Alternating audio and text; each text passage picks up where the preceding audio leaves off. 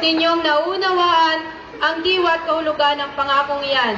Tinatawagan si Cub Scout Reginald Celestino para bigkasin ang batas ng Cub Scout.